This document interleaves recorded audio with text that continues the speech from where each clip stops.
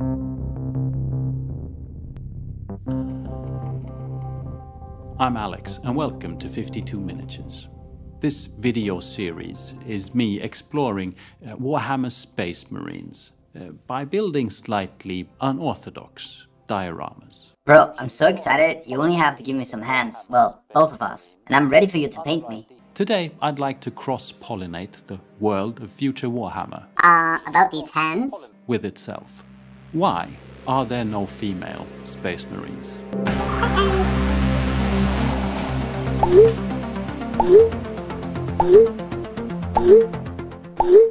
Oh no, I know that face. It's when you have a new idea and never finish the old one. Help! No! Stop!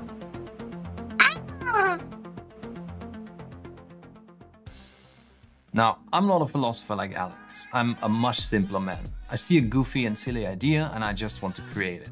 To create my Mister of Battle, I had to find something that would fit the aesthetic of the Gothic sister armor. And I had a Stormcast sprue from the Dominion box lying around, and their basic troops provide exactly what I need. And to make things extra hilarious, I picked a Space Marine head with an extra pronounced jaw and nose, and not the intricate and sophisticated female faces we usually see from Games Workshop.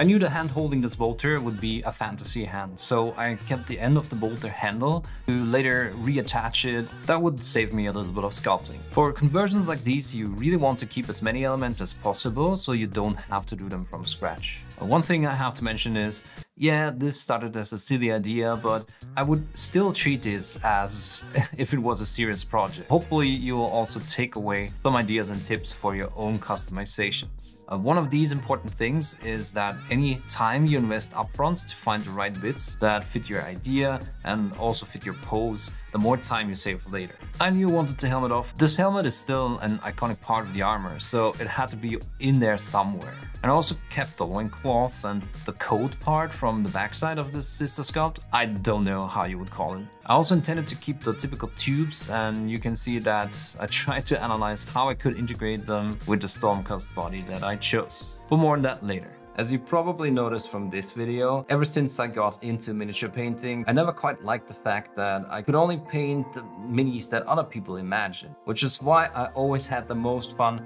with conversions and ultimately with sculpting my own minis. But I know that not everyone can or wants to invest that much time into customizing their minis, which is why I want to share something with you that I stumbled upon recently that I wish was available 20 years ago, simply because it makes all of that a lot easier. And Eldritch Foundry kindly agreed to sponsoring this video when they found out about how much I like their idea and what they do. Did you always want to create the band around your goth rocker? How about adding a goblin bass player? With a few clicks, I was able to create Kratos. And if you need a Medusa for your D&D campaign, well, she's only 5 clicks away. Eldritch Foundry is a web-based character creator that lets you design almost anything you can dream up in miniature form. And because they have gear options for any genre, it will fit right into any system you need a proxy for. Or you can just generate an interesting character to paint up for fun. There's a ton of customization options for armor, weapons, spell effects. You can place your mini on a mount. You can switch poses, give them different facial expressions. Only your imagination really is the limit here. And once you're done, they can print your creation and mail it to you, or you can buy the STL. And their prices, to my knowledge, make them the most affordable custom miniature option on the market right now. They also just released their subscription model called Eldritch Unlimited, which lets you download any number of STL files you want as long as you subscribe. They have monthly, quarterly, or annual plans, which means starting at $10 you could print a completely customized army. How about a horde of zombies? Or what about having an unlimited supply of minis for your D&D campaigns? And on top of everything, they give me a 15% discount that I can pass on to you. So follow the link in the description and apply the code Travarian on checkout to claim your discount. I've just downloaded my first few STLs that I will be using in some upcoming videos. Awesome product, really happy I found them, and thanks a lot Eldritch Foundry for sponsoring this video. I really wanted to keep the lower leg armor intact since it looked somewhat like sister armor, but I had to get rid of everything else, like the scales, the hip protectors. So I cut everything down to just a smooth cylindrical armor, and I kept the torso, so I had a guide for all of the proportions. I would have to just attach the arms and everything else. I wanted a more stoic stance for my mister, so I had to straighten out the right leg, which means I had to separate the upper leg above the knee. and then I cut both elements down to where they would snug right into each other. And this saves me a lot of headache later. Next, I'm scraping and sanding off any unnecessary detail like the leather straps or the Stormcast heraldry. And eventually I also took the second leg off because I realized that I needed a bit of a wider stance. I also filled the torso so I could pin my elements properly and filled out the holes in the legs so I'd have some sharp armor angles. When I glued the legs back into the torso, I also checked that all additional bits would still fit.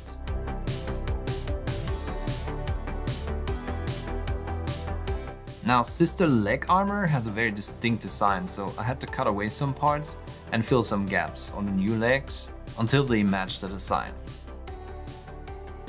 And then I also filled the gaps between the armor parts, just copying the way it was done on the original sculpt, pressing folds into the magic sculpt, and then smoothing everything out with a wet brush. At that point, it was time to think about the chest and abdominal area.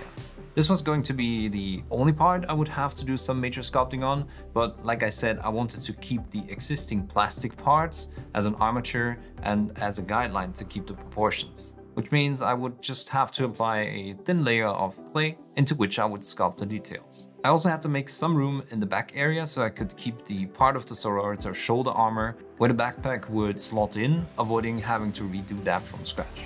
Initially, I thought I might be able to keep the original shoulder guards, but they ended up looking too tiny. And once everything that wasn't needed was cut away, I pressed the part into a ball of clay that I placed on the shoulder to integrate it with the rest of the armor. The plates I wanted to add were a bit too big though, so I cut these down to a size that would fit. Time to do the chest piece, and that involved adding some boobs. No, not boobs. Chest armor. Boobs. Yeah, okay, I added boobs. It just made sense to add these because the typical tactical fleur-de-lis on them are also an integral part of the sisters design. So I wanted the misters to also have them. How do you make sure they're of equal size? There's an easy trick. I start with 2 balls of clay that are the same size before I press them on. And once I had the volume and shape right, I made sure they were smooth again by running a wet brush across.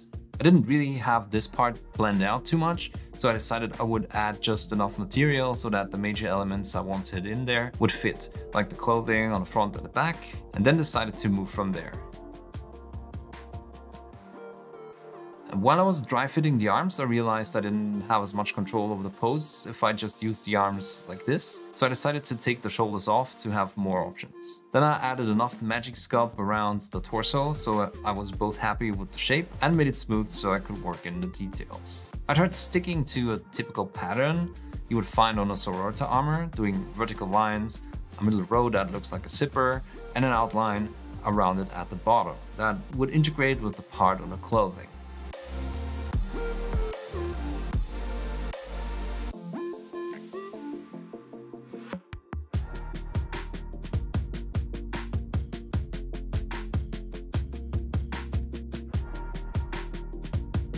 I also added some folds with my angled chisel color shaper for more credibility, just pressing the material flat here and there and restoring the line work. I glued the bolter to the hand, but didn't quite like the position of the wrist. It looked a bit too stiff, so I made a clean cut. And 30 minutes later, after I found the bolter in my carpet again, I pinned the new position in place.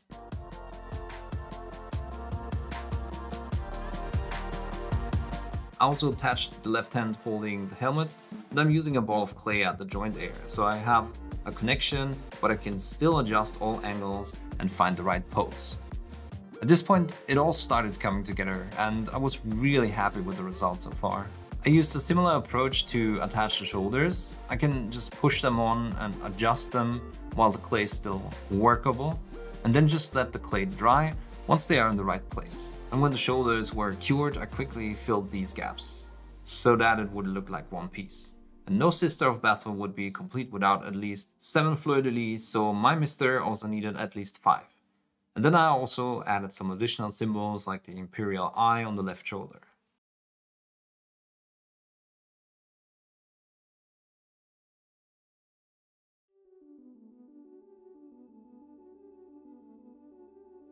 Hi, Trovarian from the future here. I just finished editing this video, and when I was watching through it for the last time to check if everything is in order, I noticed that something important was missing that I think didn't come through the way it should. I started this mini almost 3 weeks ago, and for the first time in a while I did not think about what would get views on YouTube. I just worked on something for way too long that probably no one cares about. If anything, the nature of the project is probably going to generate a lot of negative comments, unless you know, go ahead internet, prove me wrong. But I had a lot of fun not thinking about what's the hot new release, what's a topic that would get a lot of clicks, and honestly that was such a relief.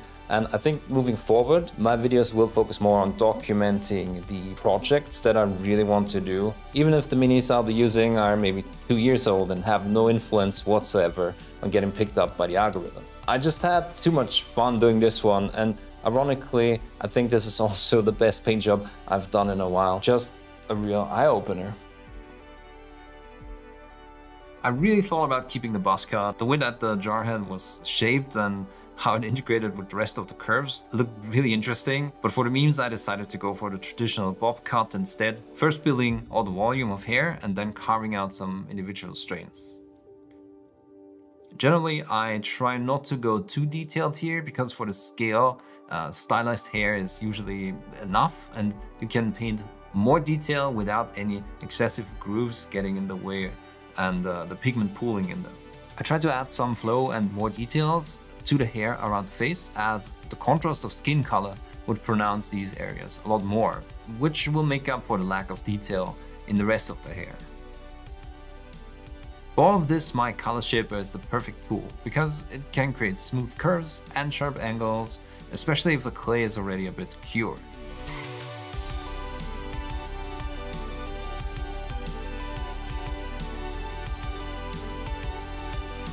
I added a few more details, but I really didn't want to get bogged down in them.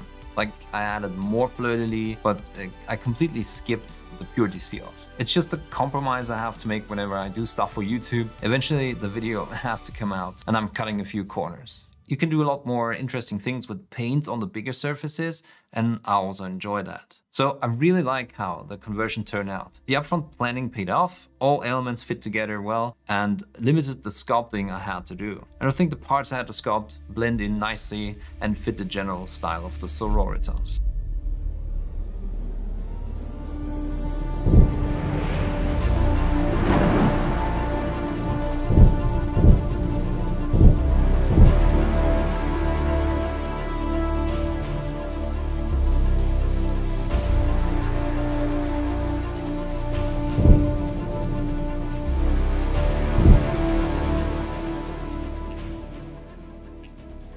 For anything I paint, I kind of want to try something new. So here, for the color scheme, I wanted to try a cream-colored armor that still had a lot of depth. So I applied a first layer of khaki, and then I washed it with Rhinoxide to get really deep shadows in the recesses. And then using Game Colors Earth, which is a color similar to English Uniform or Steel Legion Drab, I made everything more uniform again. Then mixing in skin tones, I built the cream midtones, leaving shadows on all elements of the armor visible.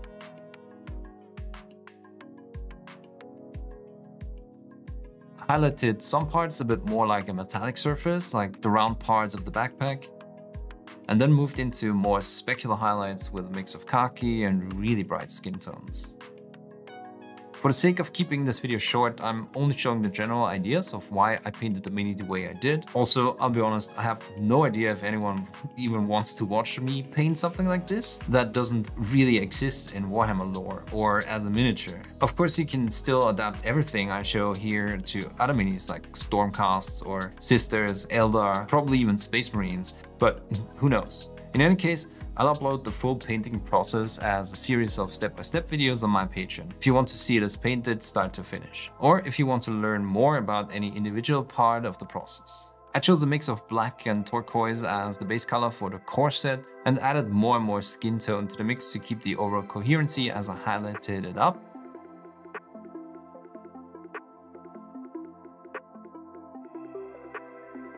And I shaded it down with Rhinoxide for the same reason.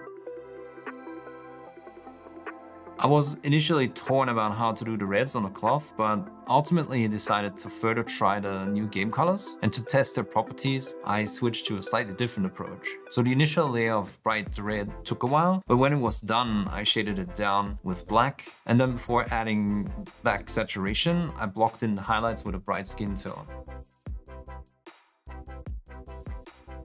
I mainly wanted to test the new game color's red coverage, but I think this is a good way to avoid your reds turning too orange or too pink when you highlight them, and it's really quick for an okay result.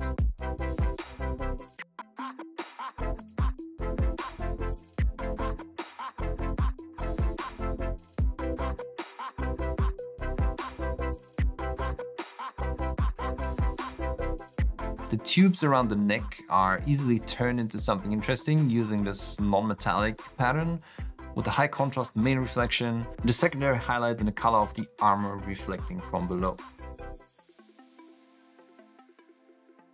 I wanted a rather saturated color for the face, so I started from a saturated skin color and I was shading it even more with red oxide by Chimera colors to increase the effect.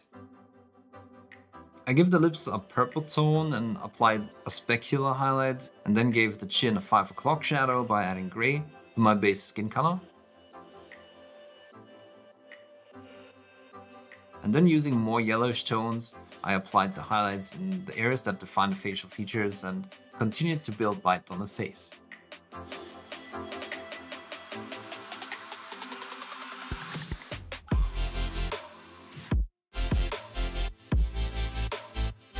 I gave the eyes a prominent black outline and added the white of the eyes.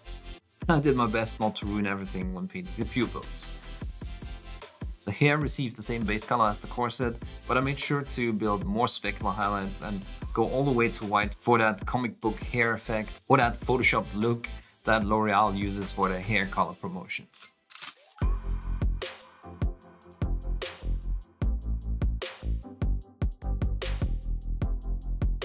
I chose to go with a very warm color for my gold, using a more reddish base tone and gradually building my reflections with shades of yellow, and finally adding white to maximize contrast. I like sculpting these large fleur-de-lis or other emblems, and I always make sure to create sharp edges, because when doing non-metallic metal on them, you can just go wild with contrast, and I really am satisfied with the result.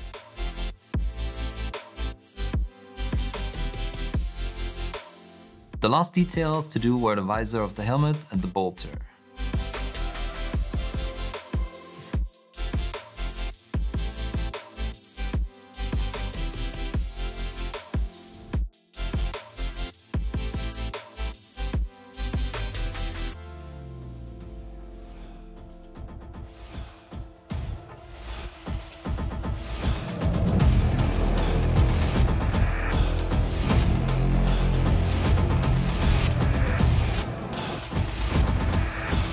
So while we take a look at the final showcase, remember that you should always enjoy the hobby the way you want. It doesn't matter what anyone else thinks. Find the niche you enjoy, whether that's gaming, painting your minis true to the lore, or doing your own thing. Hopefully this video has helped you, encourage you to do exactly that. And finally, let me say thank you to all of my Patreon supporters. You guys are the reason these videos exist.